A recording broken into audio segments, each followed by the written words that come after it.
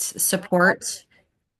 We're experimenting with direct progress or direct service with youth, which Michaela can explain a little bit more detail, as well as developing out a community of practice among alternative schools and other districts that have CADCs embedded or recovery supports embedded. And then we're also working on a, a case management system that makes sense for supporting youth with substance use disorder within school sites that's separate from the student information system. And then lastly, our work will ultimately also provide direct training to staff who are part of that community of practice.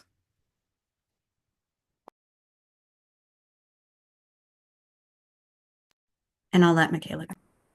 Yeah. So my name's Michaela. I'm the CADC for our project. I'm also a social worker.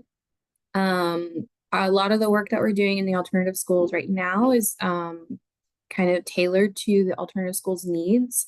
So one school we're doing more individual counseling, partnering with like the nurse and health class to try to teach about drug and alcohol. And then for another site, doing drug and alcohol groups.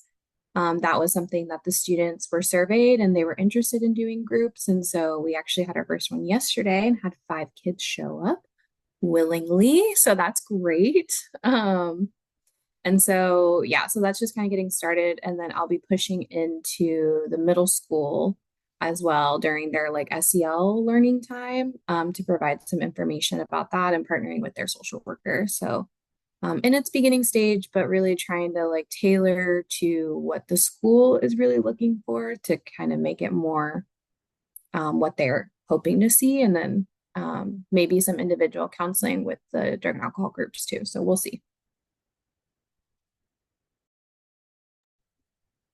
Thanks, Michaela. How about bridges? Hi, Jess Swagger, Bridges High School principal, and I'm here with Jennifer Eels. She's our partner at Shriponia and her group. Our program we're co-creating with Shriponia, and it is grounded around peer support. So having on-campus youth peer support twice a week to facilitate small recovery circles, and also a weekly recovery meeting that's open to all students. And the students are really digging that piece. We have had between 7 and 15 kids attending. And we're a small alternative high school, so we have 70 kids, but our daily attendance is around 25 to 35 kids a day. So 15 kids in a circle is pretty good. Um, and so we've already started that piece of it in December. We started that. And so we're building out the program to include school-based screening, brief intervention, ongoing support. We are developing screening and referral protocols that align with state and federal confidentiality, cultural responsive family engagement. So Jennifer's group does Wellbriety, which is most of our population is Native American, and that's grounded in culturally inclusive practices. We have peers that come from the cultures that our students come from. They're part of the support circles. And then we do restorative practices here. So we are developing out our alternatives to suspension program. And Jennifer and I've talked a lot about our major goal is like an outpatient recovery and referral place here at Bridges. So Jennifer, do you want to add, introduce yourself? Okay, my name's Jennifer Eels. I am in long-term recovery and a grateful member of Wellbriety. I am also an attorney and I'm also peer support, THW, and we have a youth support team that was co-created by Ruby and Justine. Justine graduated from Bridges High School, and she's a tribal member of Warm Spring, the Confederated Tribes of Warm Springs, and they both would probably be here, but they've got sick kids that they've got at home today. So, and Ruby grew up in Madras, and she went to elementary school there. So it's really touching for both of them to provide the support that they both had, would like to have had when they were young. So you can learn more about us at shriponya.org. We are Jefferson County based, so we're land based here. Um, and we're just super grateful. We also started the second Wednesday of every month a speaker meeting, a school-wide speaker meeting, which has been really impactful. And we collaborated with Dr. Clayton Small, he's Northern Cheyenne, to bring the Good Road to Life curriculum to Warm Springs K through 8, and then having weekly meetings, peer support circles there as well with our peer support team. So, yeah, it's just been like I just feel really super grateful to be doing this work and just being helping facilitate to help facilitate uh, these circles happening. I'm super grateful for Jess for saying yes too. Thank you. Thanks, Jennifer. Thanks, Jess. Let's go with Jervis next. Hi, everyone. Good morning. My name is Guadalupe. I'm the student advocate here at Jervis Middle and High School. And I'm Courtney. I'm the district nurse for the whole district and specifically the middle and high school as well. So what we've been really focusing is just, some intervention and prevention here at the middle and high school. So we just completed the expert training through Health Eat Knowledge, which we are also wanting a lot of our school counselors, including the elementary counselors, to complete. We're really leaning towards doing like the DAST screening tool whenever we do check in with students. This screening would be done as a targeted with a targeted audience, and then we eventually are thinking of doing it more of a universal screening just to identify any early use among our students and then be able to support them. We also have really advocated for changing our disciplinary response plan. We did notice that there was a lot of out of school suspension, so we really again advocated for in-school suspension so then we could work with those students more directly, and then also having them complete like an intervention course during in-school suspension, and then connecting them with me. I'm not a substance counselor, but I do check in with them. And then if I do notice based off of the DAS screening tool that they maybe do have a substance use disorder, then we would refer them out to the local resources providers in the area. We have been offering some one-on-one supports again, and then some group supports. We're really trying to encourage more students to attend because we haven't had any students to attending our group supports. So I'm thinking of maybe staying for something that we have evening school and connecting with them through that evening school opportunity that they have. So hopefully we could get more students to participate in our student support groups. And then the one intervention course that we have been using for students who are in-school suspension is Third Millennium. Out of all those 5 students who have completed the course, none of them have had any reoccurring have been caught again or have been suspected of, which is a good thing. And then after that, I actually just met with Phoebe, I forgot her last name, from I think OHA maybe. Oh no, from Marion County. And she really suggested me to use maybe the in-depth curriculum as another intervention plan. So I'm going to be looking into that one to maybe adopt it after we run out of our third millennium courses. And as part of our project, we're also focusing a lot on parent and community education and awareness. We had our first parent night at the end of February, and we had 12 families attend. So that was a good start for sure. At that parent night, we showed the Song for Charlie film and the La Estrella version in Spanish as well. And then we had some professionals from our Marion County support the recovery support program there to lead discussions as well. We had lots of engagement from parents who were there, so that was great to see. And we have our next parent night coming up in April, where Dr. Jill Pearson will be presenting the HOPE framework. It's the research out of Tufts University about positive experiences and how that can help prevent risk behaviors in kiddos. So we're excited for that, and also focusing a lot on staff training and education. Like Guadalupe mentioned, we're having our counselors complete the SBIRT training as well. And we're looking into doing some training for all of our student-facing staff on the foundations of becoming a trusted adult. So we've got some things in action there. We're excited to hear what you all are doing too, and to kind of get ideas from you guys as well. Thanks so much. Thanks, y'all. Next, we're gonna do Colton.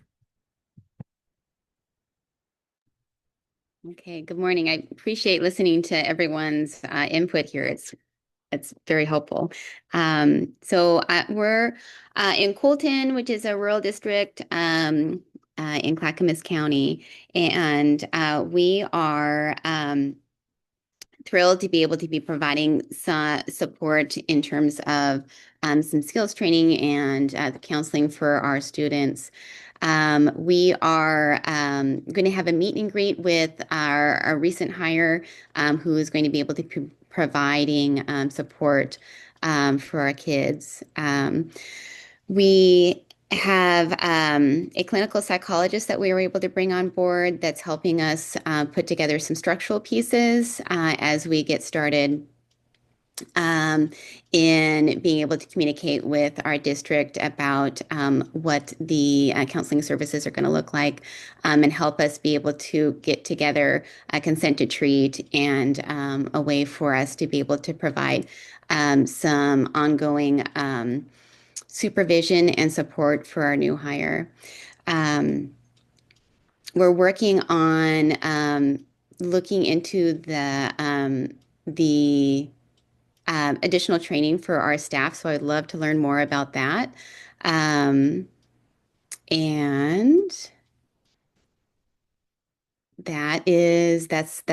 that's pretty much where we're at. So yeah, thank you. Thanks, Amy. All right. Southern Oregon folks, y'all can introduce yourself and then launch right in if you want to. Shelby, I gave you sharing permissions, but if somebody else is controlling slides, let me know. I think it gets to be me, so I'm ready. All right, Thanks, perfect. Wes. Yeah. All right. Hi there. Good morning. My name is Sandy Stack. I'm an administrator at Southern Oregon Education Service District. I support the Student Behavioral Health and Wellness team here at the ESD. I'll let my team introduce themselves, and then you guys get to hear a little bit about our journey. I'm Shelby Moffitt. My title is a school improvement specialist. My background is from teaching and being a principal, and so I'm functioning as a project manager on this particular role. Jody.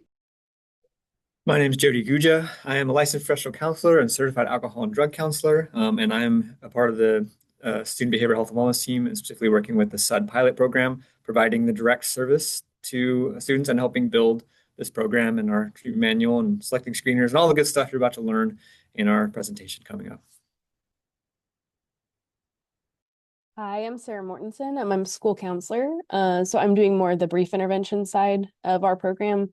And I'm super excited to hear about some of this peer support because that's where I started my career. And so I'm always have that little like thread of passion for peer support. So yeah. Shelby's gonna share screen. And while she does, thank you so much for putting this together because just in these first few minutes, I don't know about you guys, but I already have 2 pages of notes of all the amazing things I want to follow up on of what you guys have mentioned, resources that you've already shared. And so I'm just super excited to work with you guys. So are you guys able to see our slide deck? Yeah. Okay. Perfect. Okay. All right. So yeah, we're from Southern Oregon ESD. Here's some things that we're hoping to capture. We know we have about 30 minutes to kind of walk through our journey and the things that we've figured out or stepped into in the last few months. And you can go to the next slide. Thank you. So Southern Oregon ESD, just some unique things about our region and who we are. We do serve 3 counties and 13 component school districts. It's Jackson, Josephine, and Klamath counties, covering almost 11,000 square miles, and we have the largest geographic area of any ESD region in the state. And a lot of our region is considered rural as well as some frontier in there. Yeah. This is our team. We already had a chance to introduce ourselves. We can skip this part. I mentioned that we represent the Student Behavioral Health and Wellness Program. So here at the ESD, we have different specialists that are on our team. We have a team of about 17 individuals right now, and they're made up of behavior support coaches providing skills training. We also have BCBA support, behavior specialists, mental health interventionists, which we pulled from to access Jody's support and Sarah's support this year. They are LPCs, QMH, that should say QMHPs, school social workers, and school counselors already on staff here. We also have our school safety and prevention specialist, which we can tap into as needed to help support this work as well. And we have Shelby's type of support as school improvement specialists that really support our systems development, both internally here at the ESD, as well as supporting our component districts in developing some really strong systems of support. Sorry about the quick transition. And I wanted to make sure to capture that, because for us, as we started to develop this pilot program, we were well equipped to pull from some existing staffing resources to be able to structure this and get it off the ground, which was super awesome.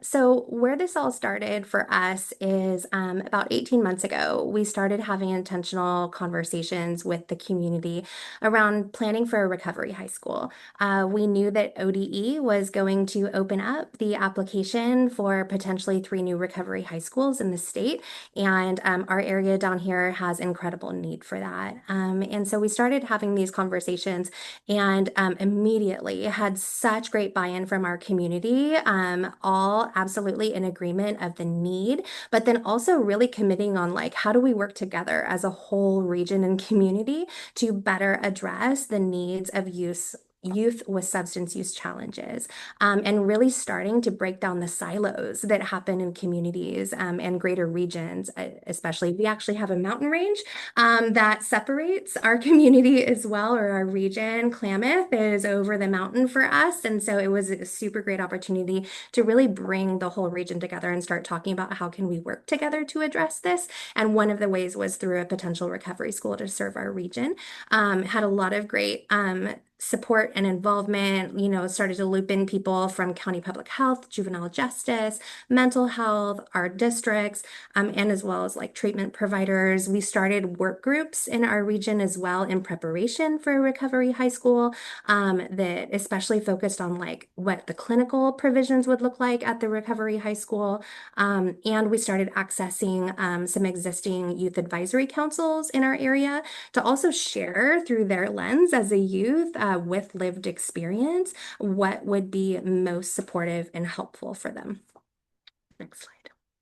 So as we started going down that path of preparing to apply for a recovery high school application, we also knew that that was going to be one pathway to access supports for youth that needed it at our secondary schools. We knew that it might not be the best setting for every student, and every student might not choose that as their next step, right? Or they might not be ready to engage in a separate school like a recovery high school is. So we started really considering, how do we have two prongs of supports available to students in our region. The separate school option, but then also making sure that we're addressing bringing in services to the resident schools across our region as well. And spoiler alert, with what happened with the recovery schools, in case you guys didn't know, they did not allocate appropriate funding to open up additional recovery schools in this biennium. So unfortunately, our application was reviewed and well received. We did have, I think, the highest rated application across the state. We got a notice of award, and then about 5 weeks later, we got a notice of termination that unfortunately we weren't able to move forward because of not having that funding to open our school. But we stand ready whenever that opportunity resurfaces. Okay, so really as we started to dive into this work, and I apologize, I can't see everyone on my screen or the chat. I know that we do have time at the end for questions, but also feel free if you want to unmute yourself and ask questions along the way, but we definitely have held time at the end too. Hey, Okay, Sandy, so Sandy, yeah, I can flag questions from the chat, or if cool. somebody has their hand up, if that's okay with you, I'll speak Yes, up. please. Yeah. Perfect. Thank you. So one of the things that we started with when we started down this path is really getting to know what the ecosystem is of services and supports in our area and what our schools were already doing, right? Like when we started talking with them about what does prevention look like in your schools and in your district? What does intervention, brief intervention look like? Do you have any partners that you're already referring kids to if they need higher levels of care? It was really, really eye-opening process because again, we have 13 component school districts and very, very unique communities. And it also started shedding a light on the fact that a lot of people weren't talking to each other and they weren't aware of what was out there. And also then the community partner engagement, when we started asking them, what do you offer? What kinds of services are available? And do you have a presence in the schools? They were like, gosh, here's all the amazing things we'd like to do. And we don't have a way in, we don't have those established relationships with schools. And so it was just really, really great to get to know kind of what this looked like across our region. We did a lot of listening. And when we heard where those silos were starting to exist, we started, attempting to build those bridges, right? Which this is all things that we are like actively engaged in and building in the moment. So we are still trying to build those bridges and still trying to understand all of these nuances across our region and in our communities. I did link in this slide deck, which you guys will get access to if you don't already have it, a bunch of resources that we've created. So one of them is the questions that I asked when I met with each of our component school districts to kind of get to know what they're doing and their partnerships, so you guys can have all of that. Also, the school-based health centers is a big support in our area. In Southern Oregon, we have about 25% of all of the school-based health centers across the state. Let me see. I did put in the notes the actual count. I was surprised. I'm always surprised by it. One moment, I apologize. Yeah, so there's 89 school-based health centers in Oregon, and 24 of them are in the 3 counties that we support down here in Southern Oregon. So Shelby, I'm not sure if you can click on the map to like show the disbursement of school-based health centers across the state. Yeah, so listed down there at the bottom, the Josephine, Jackson, and Klamath County lists.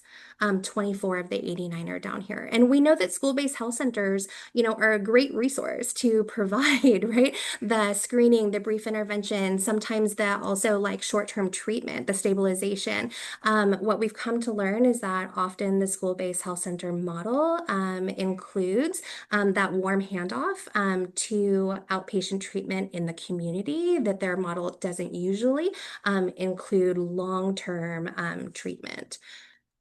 So that's definitely, a part of our story down here in Southern Oregon is how to partner well with the school-based health centers, how to understand kind of like their scope of services and where the additional support really is to make sure that our students can access comprehensive care. Yeah, we can go to the next slide. Yeah, so along the same theme, we have done a lot of learning. So this actually just started up last spring with really intentionally engaging in expanding these student services so that at the ESD we can support our students in the region with substance use challenges. And some of us on our team, like myself and Shelby, we come from the, typical education pathway. And so substance use is something that is not within our wheelhouse of expertise, right? And so being able to support developing these programs, we wanted to make sure that we were also doing some learning to be able to just have informed conversations as well as develop appropriate programs on our side. And so it's been super interesting to think about how other districts or ESDs across the state can step into also doing this work. And a lot of those people are also going to be those, right, with the traditional educational background and training. And that can feel super overwhelming for educators, right? Like, this is not my area of expertise or wheelhouse. And where do I start? Where do I get engaged? Where do I start learning about all of this? And so these have been like kind of the things that we have stepped into and just done a ton of learning. And so we wanted to share those with you guys as well. Yeah, so our system of care down here, Jackson Youth System of Care, also has a work group that has been super helpful to us, and some consultation, like Wes mentioned. Wes has graciously been providing consultation and guidance, and then brought in a lot of the other state agency partners on this call. Alana and Katie. Yes, thank you, Alana and Katie. It's just been so valuable. And so we're so thankful to now be in this expanded group with y'all too. So something that we have learned along the way as we did a lot of listening and learning are the I want to say unique barriers to our region to students accessing appropriate care when it comes to substance use. And it might not be super unique. You might relate to a lot of these in your area as well.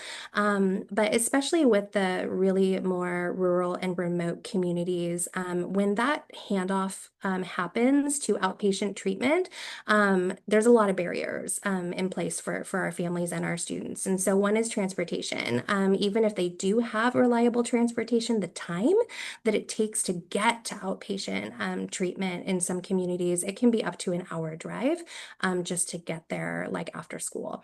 Also, we've heard about just the costs associated with treatment. If families aren't going through OHP or they don't have insurance that covers it, there's some cost barriers there.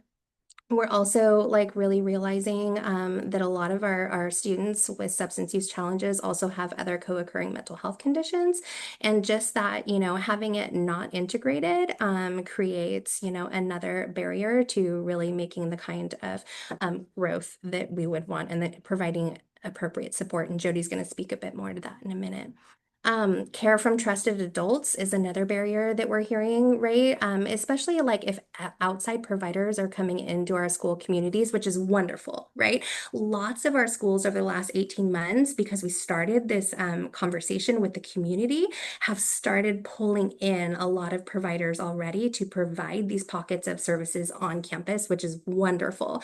And it still feels like this outsider, right? And so that's one of the barriers too.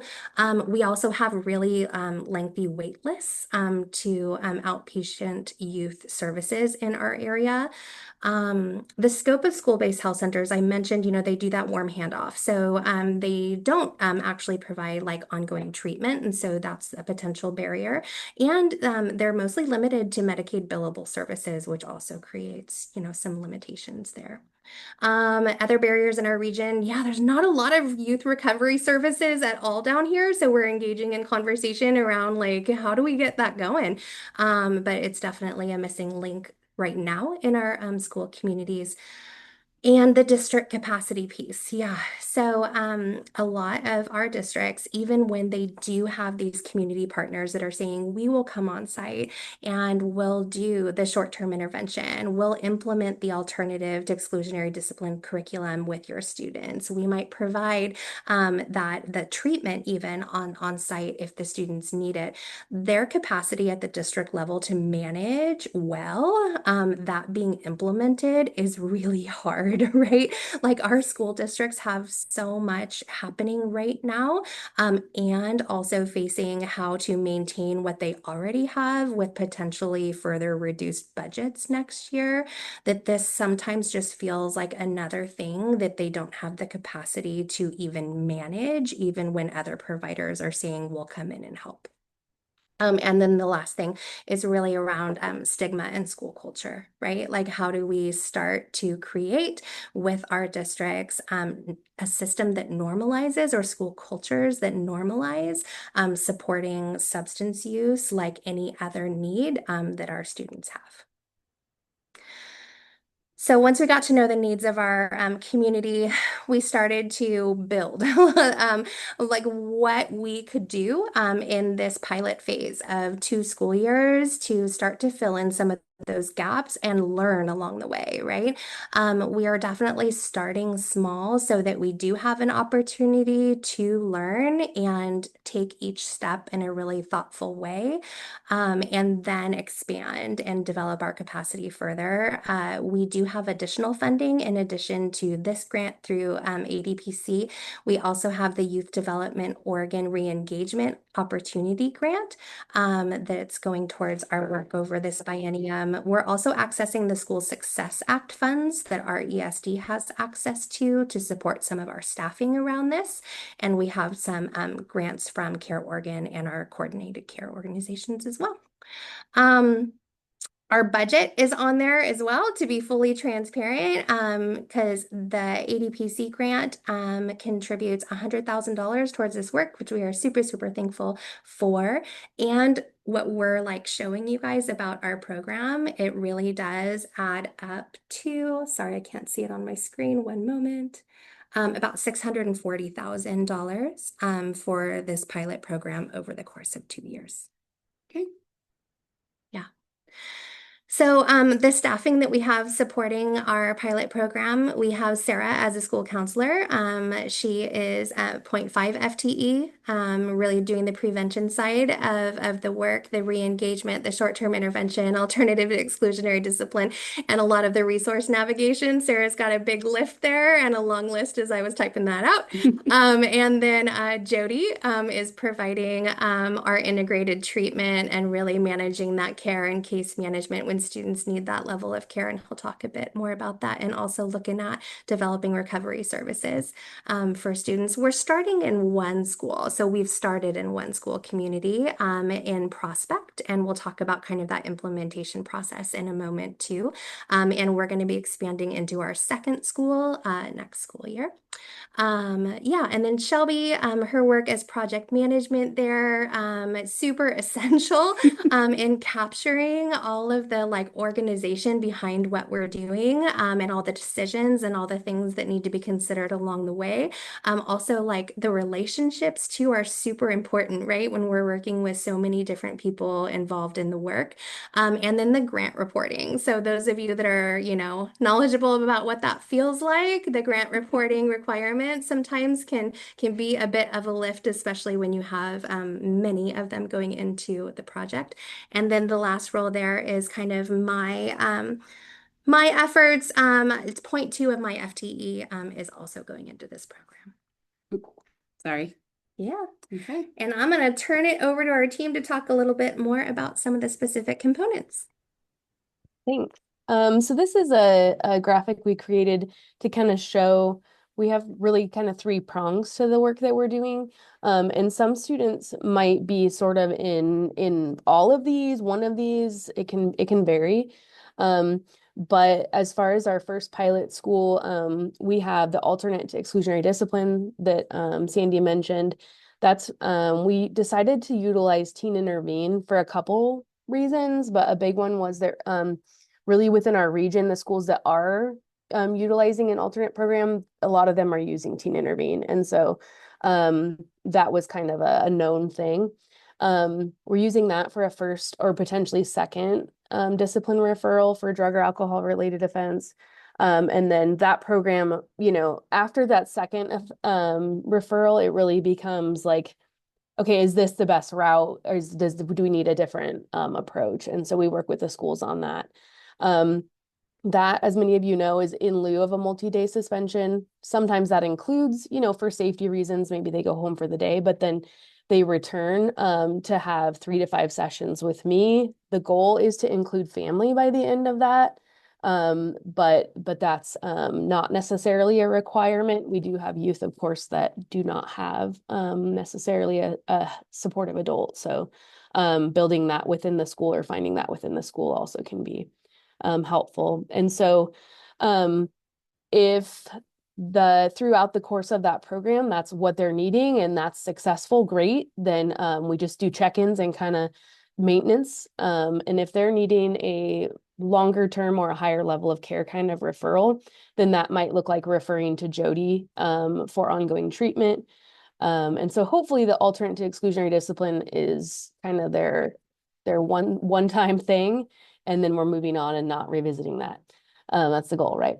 And so the middle column there, the substance use identification and treatment, we have a referral system.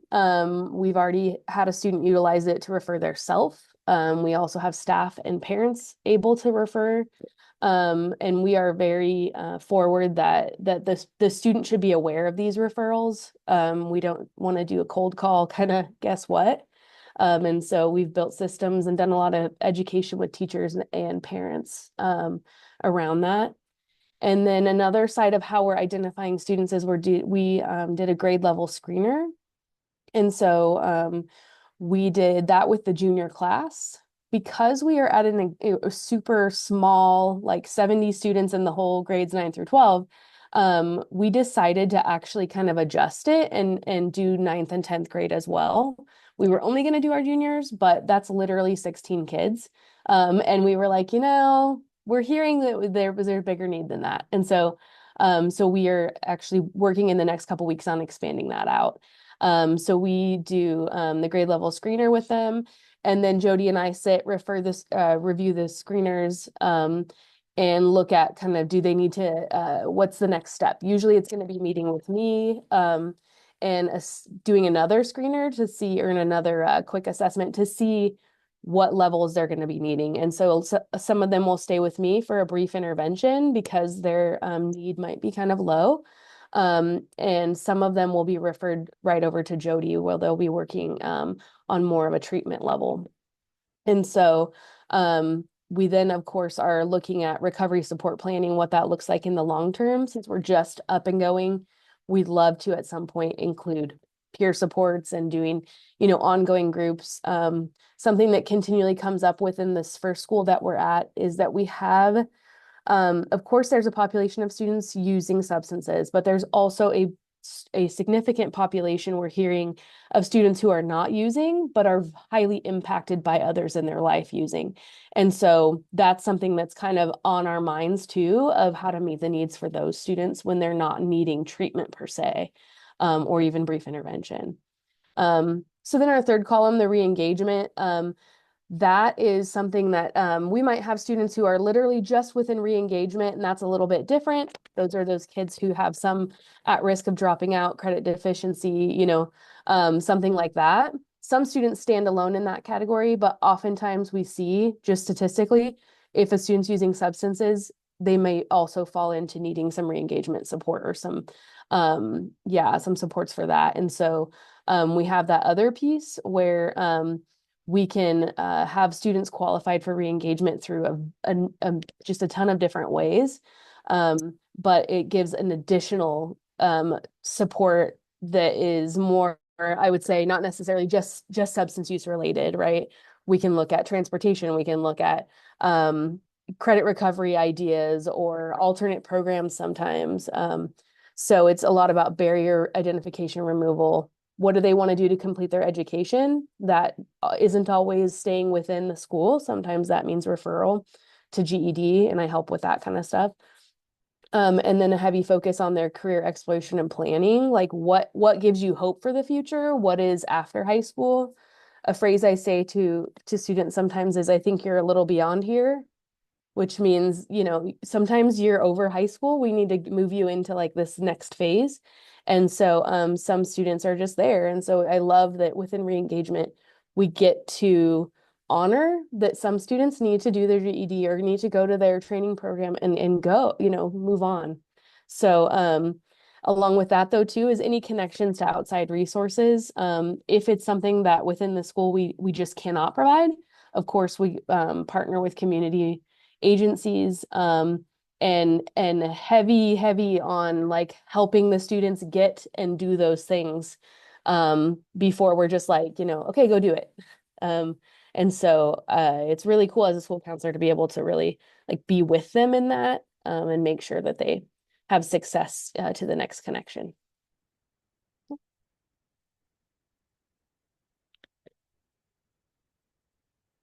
Okay, I'll pass it to, I think it's Jody.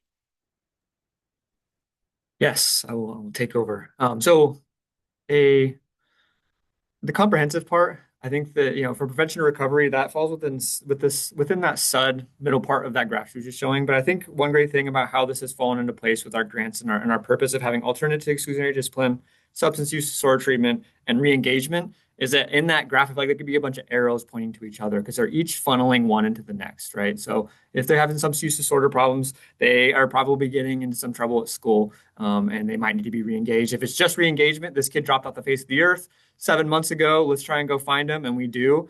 We might then have a SUD referral.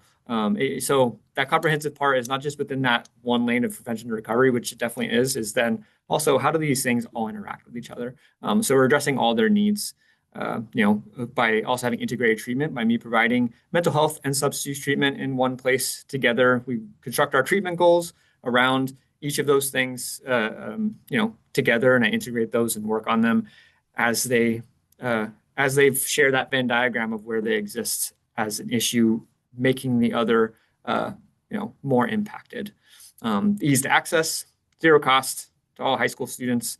That easy access also means that, some of those other barriers that were mentioned of transportation. And I'll get into some more of those in my following slides when I talk more about treatment. Let's see, partnership. We really worked. We've had a family night out in Prospect, which turned into a really great turnout, like even higher than I thought it was. I can't remember the number now, but maybe there was something like 60 or 70 people there. 88. 88. It's even better.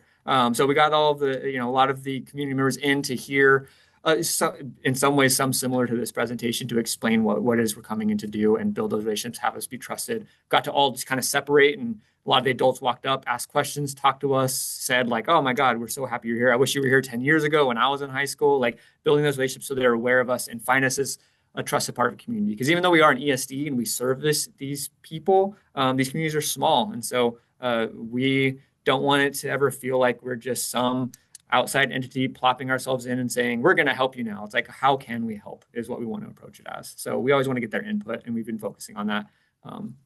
So next slide. So here's the clinician role, which is me. I am doing most of the direct one-on-one clinical treatment. I'm also going to be building groups as my numbers build. I'll be talking to each student of like, I've got, this number of kids. I want to try and get you guys in the same room together. Let's try and build a closed treatment group so that we can create some goals together, create some more accountability, and share stories, because substance use particularly is one of the struggles that benefits a lot from group work. But right now I'm just kind of building the individual clientele to then say, hey, we have enough to get this going.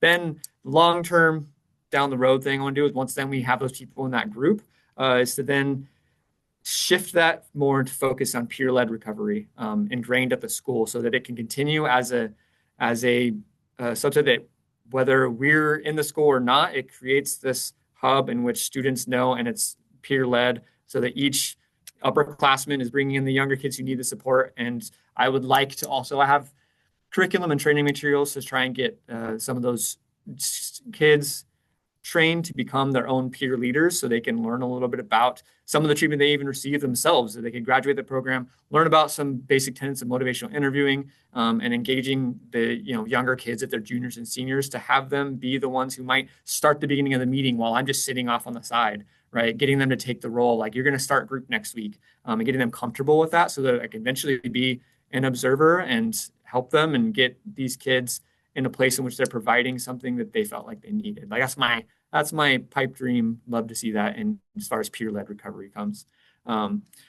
and we focus on, again, the barrier part, trying to create zero barriers as much as possible. And this being another staff member at school, I like when people can just say hi to me in the hallways. I'm doing lots of class visits at the two schools that I'm kind of entering myself into. I'm going to the health classes to maybe do some psychoeducational talks and really encouraging students to say what's up, make my position engaging and fun, but also make sure they're informed about what I can provide to them, and always making a big, large push on this is how you self-refer, because self-referring is really when we get the level of buy-in we want.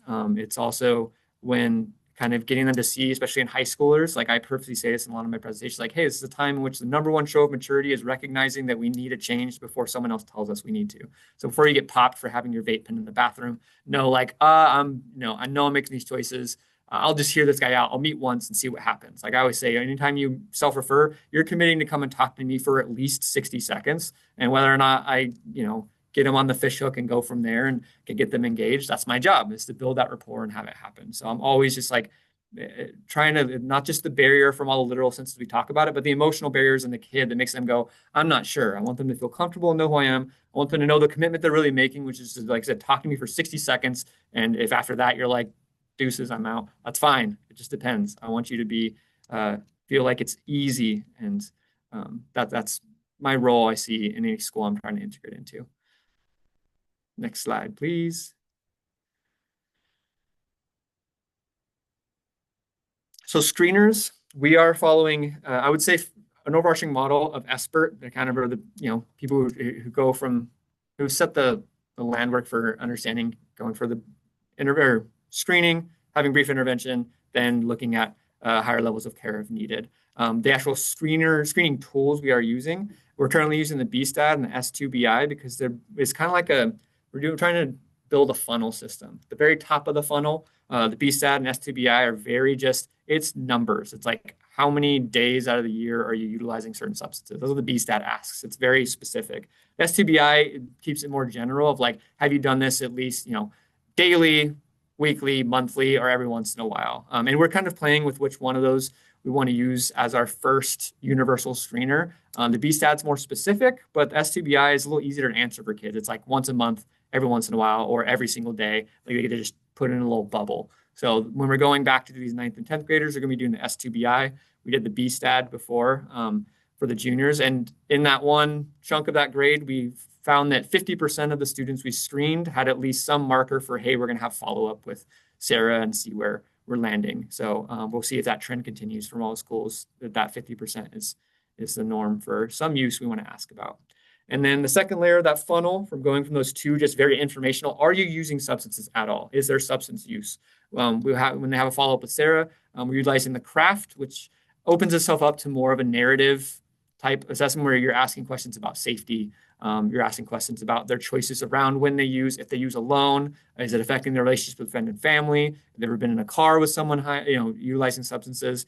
So it gets them able to then go layer down on that funnel of saying, what's the more specificity beyond just what you're using and how often, how are you using it, and to what level might you need some more support? And that lets us say, hey, do we need brief intervention? Do we need a higher level of things being referred to Jody so you can get some further assessment, which then I'm the bottom of the funnel, which is that, I'm really going into that true biopsychosocial assessment, seeing if there's some co-occurring issues, if there's just substance use, where they're intermingling, seeing the whole picture so I can say, what's the true full-on narrative past the craft of what your life's like, and then engaging them in treatment if they consent to do so.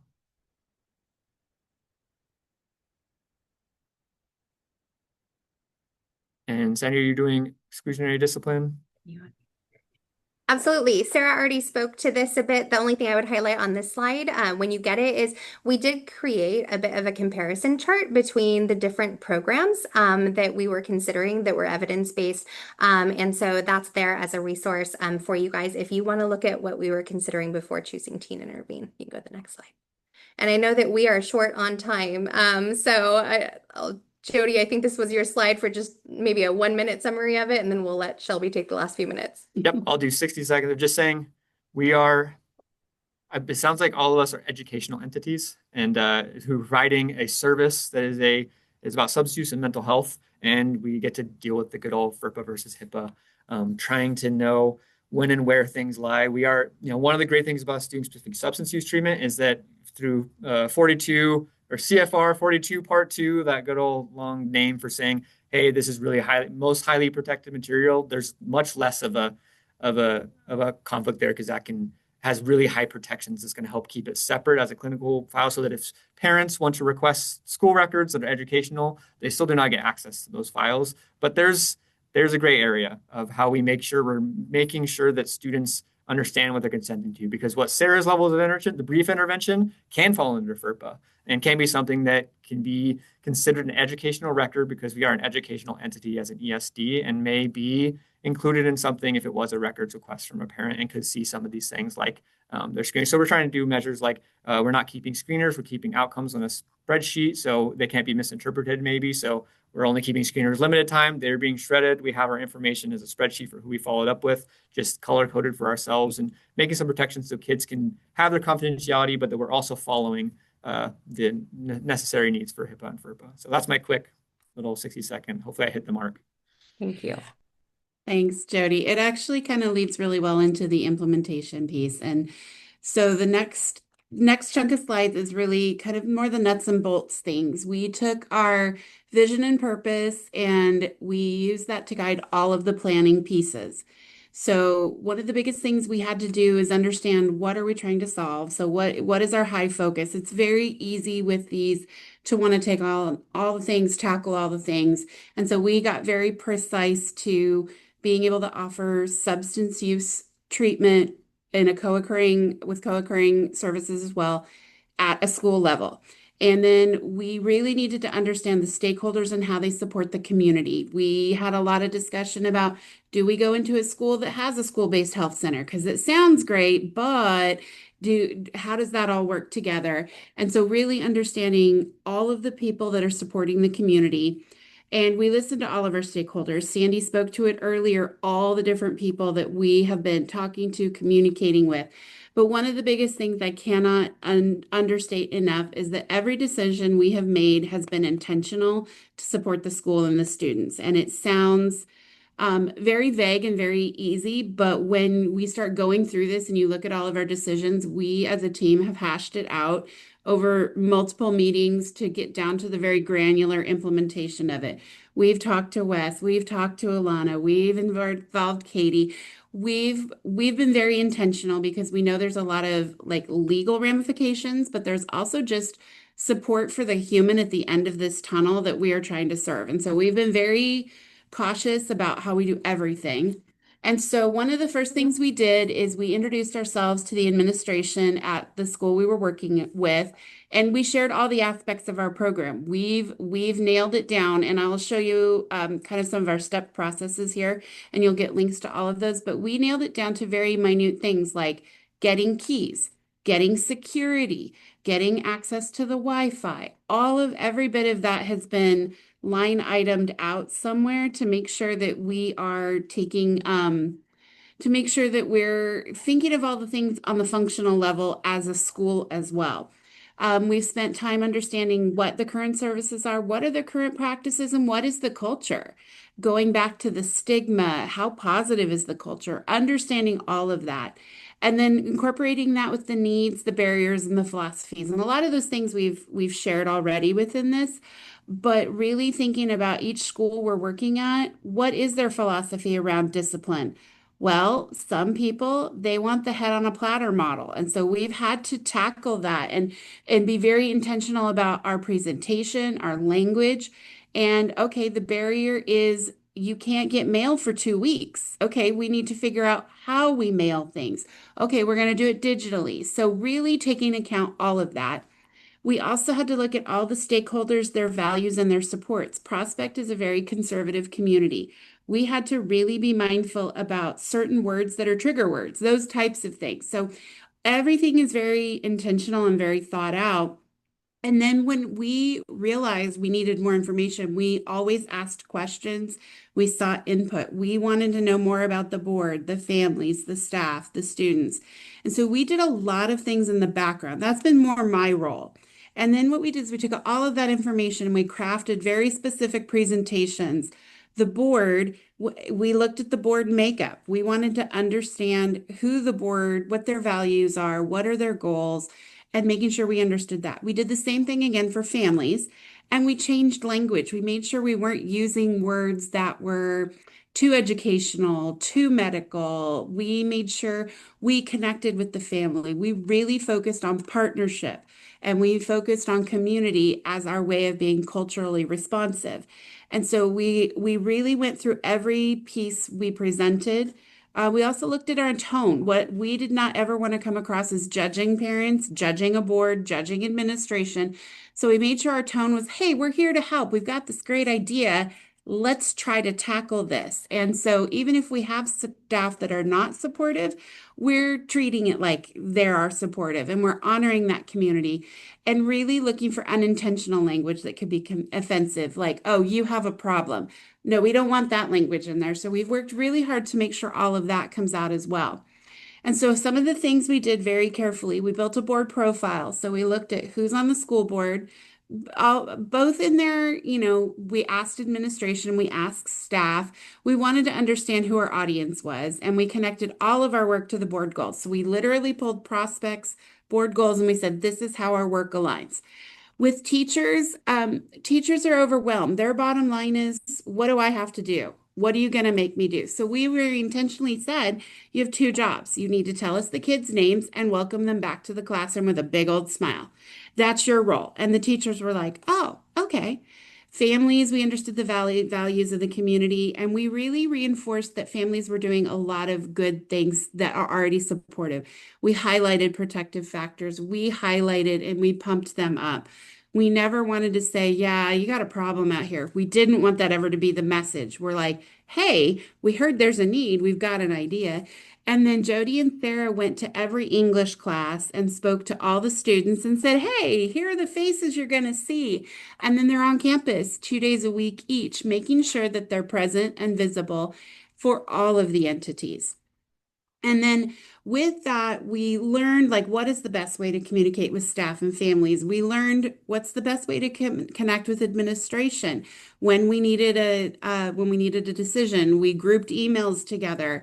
We co-created the family communications. We wrote the letter. It was a joint letter from both the school and the ESD. The superintendent reviewed it. He made sure he was on board with it. We made sure that we looked at how we implemented the screeners, what made the most sense to kids that were going to give us the most honest answers. And so they were given a choice. Could we do it? They could do it digitally or paper pencil. Jody and Sarah had a script that they read to really introduce it. And then we looked at things like intentionally scheduling. We learned the first time we scheduled the screener, it was the same week that all the juniors were testing. And we went, well, that's not going to be smart. So we moved it to the following week. And so really looking at that intentionality with scheduling. And then the referrals, we've got the QR codes posted in the bathrooms and they're all around the school. And so they're easily accessible. After the break, we're going to send out some digital reminders and just refocus. Hey, we're still here. So there's a marketing component to it as well. When we actually got to the place of figuring out logistics for the space, we had to look at a location for the room. It had to be confidential. And when you're working with schools that are limited on space, this actually gets to be a bigger challenge than we thought. It's a very big puzzle piece, but we had 3 potential spots. We worked with the administration. What's confidential? Because that was very important for Jody and Sarah to do their work. Is it accessible? Was it in the high school? Was it in the middle school? And then once we got that figured out, we added a mailbox. Now students can put a piece of paper in this. I need to see you. So we're creating multiple pathways. And then Jody and Sarah have an open door policy. Their door is open. You can see they've got snacks and fidgets and tea. And so by Sarah attending meetings, them having the open door, them chatting with different people, they're just creating multiple staff accessibility points. And so this onboarding checklist, which you should have access to when we send the slides, it lists everything we've done in phases from start to finish. We've line itemed a lot of things because we learned early on we had to organize that intentionality because Jody and Sarah not having a key to their room was a big barrier. And so we put on there, make sure we've got keys. What's the visitor policy? All of those things. And then we maintain every 2 weeks, we meet to go over about every 2 hours, every other Friday to go over what we've been doing. We're tracking the resources. We've got all of those pieces. And then we have monthly check-ins with the admin doing the same thing. Okay, what's working? What's not working? What can we pivot on? And so all of that to be said, we've really tried to track everything down. And with that, we've kind of learned these are our big nuts, like know the calendar, know the class. One of the big things Jody and Sarah realized is connect with the health teachers. How can we tie into the substance use units? Because they learned when they were doing the first screener, the students didn't understand how the language was meant versus what we were thinking of. And so those were all very important pieces. And those were assumptions we learned and we got it a little bit wrong. And we're like, okay, so we're going to switch it up. The last big thing is that you will have access to is this manual. This is more the scripted version. So the onboarding checklist is much more of a checklist. Like, did we do the things? Who's it assigned? So it's very project manager look. This is more the actual expanded narratives. It's got everything we've made, if we've made decisions, it's got if we switched a decision, why we switched it, or we tried to capture it. While we're doing this, we're also developing a regional handbook that could be shared more as it has more of the choices as well and things to consider because the considerations are they can be very minute, but they've been something we've highlighted or something we've thought through or talked through up to those legal parameters. And so those are two things we're working through. The manual linked here is the operations manual we've used for Prospect. It will say draft because we are still adjusting and drafting. And creating. And creating and learning and modifying. So I think I might jump us ahead because I know that we're over on Yeah. time. So yeah, take a look at the manual. It's something still in development. Please do keep it just within this group because it is a draft document, but it includes all of our resources, all of the considerations to the decisions that we've made and the things that we've built along the way so far. Go ahead and skip ahead. Some quick of our next steps. So we're going to have our legal counsel actually review our operational manual, all of the resources that we've created, the consent documents, the notifications, our practices around confidentiality and consent and all of those things. So just know as you look at our manual, they have not yet been reviewed by legal counsel. Definitely, we're confident that we're really close to being legally compliant, but just know that it hasn't yet been reviewed. We're also working on our next step around developing measures of success. How are we going to know if what we're doing is making an impact on the students and communities we're trying to serve? We're also working with the Klamath County community for a second school to start up in the fall, which is also super exciting because it involves a lot of tribal community members. So that's exciting work they're about to step into. We talked about looking at recovery services. Also, like what can we do to support families? We're also looking at that, feathering that in next school year in the 2 schools that we're at. Really having intentional stakeholder feedback opportunities. We're going to make sure that we create those opportunities to guide our work. Shelby mentioned the regional handbook really as like a guiding reference for any district or ESD that is stepping into filling in some of these needs and gaps in their area. And then the final thing is exploring sustainability of all of this after this 2-year pilot program. That's going to be the next big question, right? What does it look like to continue this work past 2027? Wes, I'm so sorry we still went over despite our best effort.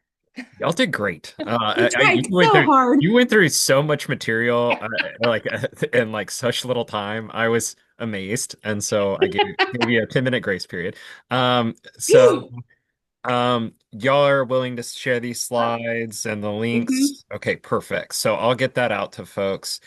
I would love to see one thing I would just say um, about the work that you all have done is the intentionality with which you have documented things. And so for the other districts, I think as you think about as you think about the programming that you are doing, writing stuff down is so important. I give you this example because later this afternoon, we are revisiting a policy that's been on the books. This is not for schools, it's for juvenile carceral settings.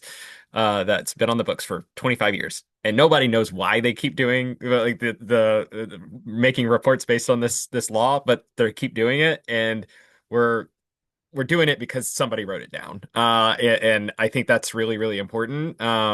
And we'll cement these things for future administrations, for future folks who you hire.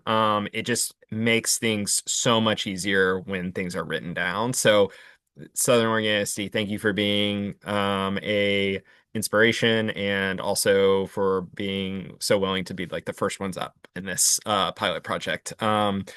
So I'll open it to questions, and if anything came up from that presentation that, y'all are having issues with, or you might want to talk about a little bit more, happy to open the floor to the districts, to see.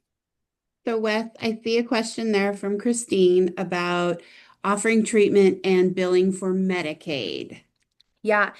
So our ESD is in a pilot program with the state for Medicaid billing, and they're currently only doing special education IEP services at the moment. But I think that next year we might be at the place to start including billable services through our program as well. And so we'll be exploring what that looks like. But yes, the intention is, especially going forward, is one of those options for sustaining services is being able to bill for billable services. Yeah. We are doing the administrative portion of it, the MAC claiming. We are doing that. I've done 2 rounds. I'll do one more, and my work, even as the project manager role, has all been claimable. And so it just really happens to align beautifully on my SUD days, so I can claim a lot of work. But there's a lot of the administrative pieces that helps, and I figure every little bit helps. So if I just track all my things for a day and it gets help, I'm in. Are other districts doing Mac billing or billing for any of the services that they're doing? Is Medicaid an interest of this group? Maybe I'll put it a different way. Yes, absolutely. Jennifer, I know we talked about it a little bit in our meeting. And I can just share just really quickly. I will say, there are like 3 streams of Medicaid that you can pursue, right? And so there's the MAC claiming, which is burdensome, but still probably the easiest, I think, of all 3. There is what Sandy mentioned around billing for FAPE and making sure that students are able to go to school with appropriate supports. So that's IEPs, 504s, that type of work.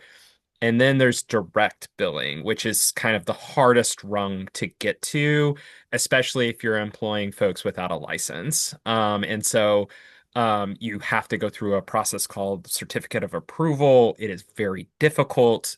Even behavioral health providers have a hard time where that's playing out in the legislature right now. It's like it's very hard for behavioral health providers to get.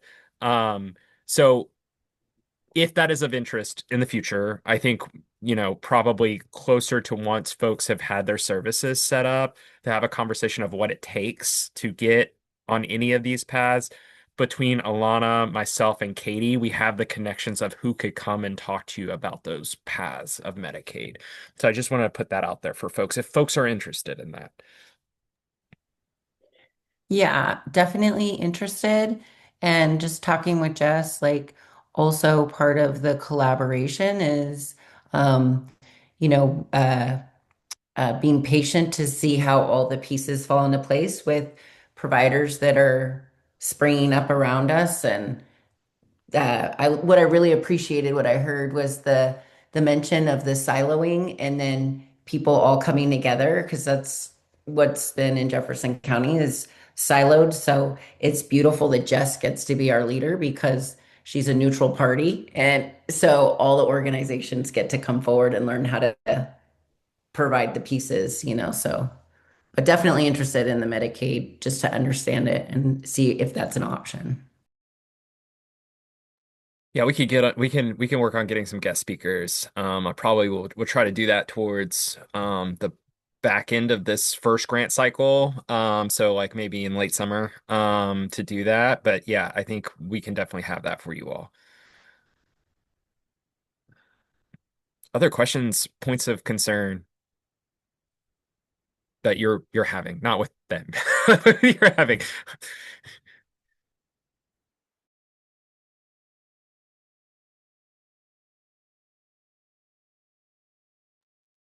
And we know that there's a lot of, and I put this in the chat, we know there's a lot of information we sent out there, and we are happy at any time to come back to questions or look at things or whatever. We're an open book. We're low key.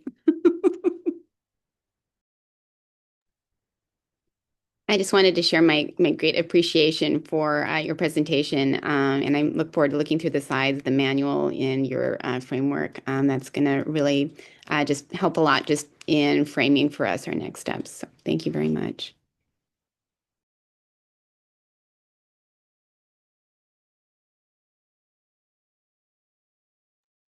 Any other questions or thoughts?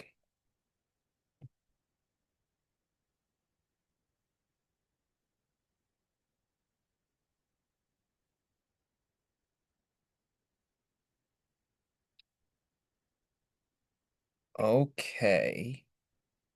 Um, so we got 10 minutes. Um, Southern Oregon, again, thank you so much. And you have such big experience. And I really just really appreciate you being so open with your resources and providing them to the group. Um, that's what this is collaborative's all about, and what we're hoping to see. I would love to know from this group what would be helpful for the group to have discussions about together.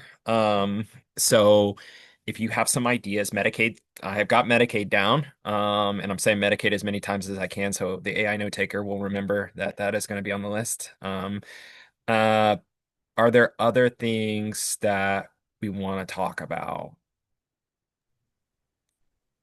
I captured a couple of notes as you guys were sharing before we went, that I think would be of interest for our group. Learning more about the peer youth support, like the model, the structure, how you're communicating it, what does it look like during those times that youth are getting together, who's leading it, like super curious to learn a little bit about that. And then also some of the parent and community awareness that you guys have already done.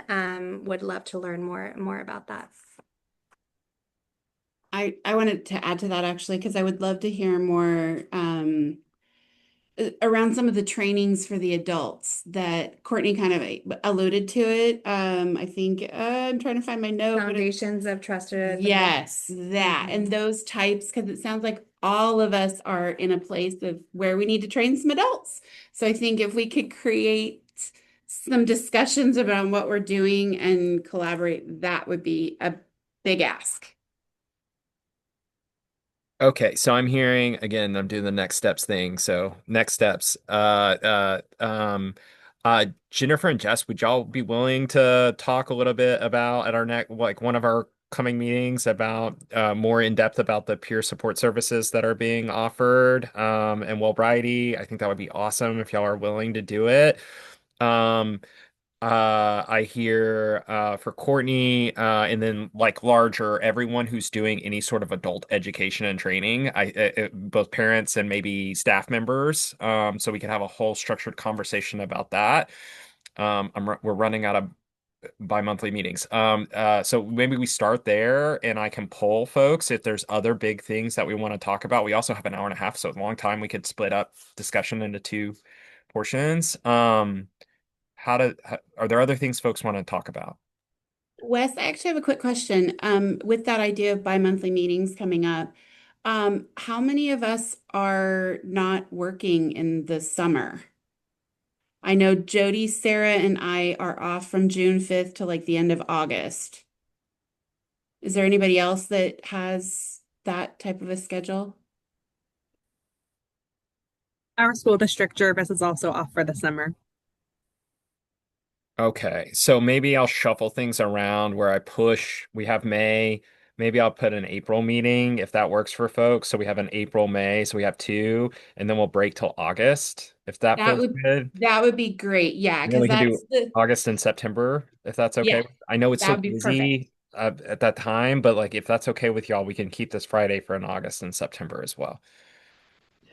I had some other ideas and thoughts.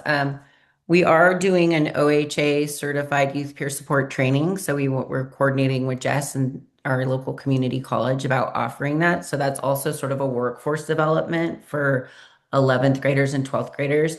And then also just collaborating with other community partners, or also as we build out the program, the possibility of the CADCs and then CADC training on site so that we start to have a pipeline for workforce development for people who want to get into mental health counseling or, behavioral health counseling and then also braiding like generally communication between the school district and the community partners and then the conversations regarding braiding, billing and grant funding and all those kinds of things together. It just seems like a possibility of how that, how we all work together to do that. That might be kind of interesting because we're doing it as we're doing it, but it's new. I love that. There's also the possibility that we might be bringing on an additional school district or two based on rural health transformation money. And one of those projects is workforce based. So to your point, it's really around getting young people who are engaged in these services ready to get their CADC. I would love to have a workforce conversation. So next steps, workforce conversation around young people engaging with the pipeline. And it sounds like Jennifer, like your staff, it's very grow your own, right? Like you from the community, supporting the community. I think that should be the spirit of what we're trying to do, especially with substance use services. So that sounds great. The second thing I heard was around next steps was around budget, maybe conversations around budget and making this all work, like through partner funding and through grant funding. I think Southern Oregon showed like we're just a small little blip of like what you need to make like a beautiful, robust team work. And so how do we do that, especially in a time when federal funding is not always reliable, and state funding is not always reliable for that matter. And so I think that's a really important thing is like how do you budget that out? And then thirdly, I heard a big conversation around partnerships again, really utilizing all of the resources that are available in your community to make it work as kind of a quilt. Maybe that's a conversation paired with that budgetary conversation as you don't have to lift it all on your own. So did I capture everything, Jennifer? Let me just make sure I got capture all your thoughts. Yeah, thank you. Yeah, yeah. All right. I've learned with this system, if you repeat it over and over, it'll like get it like perfect. All right. Any other things? I will switch the calendar around so that we have April, May, and then basically we turn this into a monthly meeting except for the summer. That feels good. Great. Thank you for that adjustment. That's one of the hardest parts I've found with this work is like half of us are on this one schedule, the Yep. other half are on another. So Yep. thank you. Yep. Yep. Yep. Um, I fully appreciate that. And happy to do it. All right, so you'll see some stuff from me on the calendar. Um, Shelby, feel free to send me the PDF, or you can just put, I've sent the emails so you can reply all to that as well. I'm hoping we all use that as much as possible when things come up. Just shout out on the listserv between meetings. And if you need me or the team, we'll connect whenever. So thanks everybody. I really appreciate y'all. Is there anything else y'all want to closing? Now, just thank you for bringing us all together and hosting this and getting us all talking because we're all overlapping so much. Thank you. Yeah, it's cool to know all the cool work that's happening all the way around the state. We're so like in our little Southern Oregon world. It's like cool to hear from you guys on the outside of our boundaries doing cool stuff too. I love it. Yeah, I just appreciate the spirit of collaboration. Like we're all stronger together That's and right. serving a common mission feels really good. Okay. All right. Well, we will be in touch. Thank you so much. I hope you all have a wonderful weekend. Thank you. Bye.